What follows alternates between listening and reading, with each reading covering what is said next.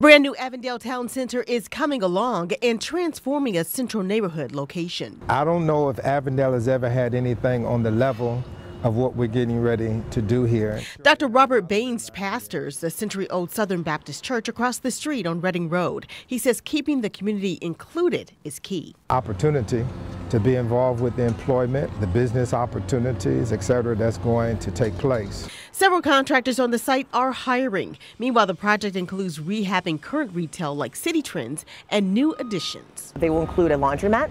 It'll include doctor's offices, which obviously is a big thing for the community, a cafe. The one thing Avondale sorely needs is a grocery store, and the developers say that they are working on adding that component. I think that we have an idea right now that we're hitting the ground running with that I think will come to fruition, and I'm really excited about it. SVN manages the property, and the Community Builders is a nonprofit developer. There will be 119 modern 1- and 2-bedroom units. Most will be market rate, but some reserved for low incomes. So the idea is to have rent that is affordable for those families so they can take advantage of the new development. Completion is expected next spring. Lisa Smith, 9 on your side.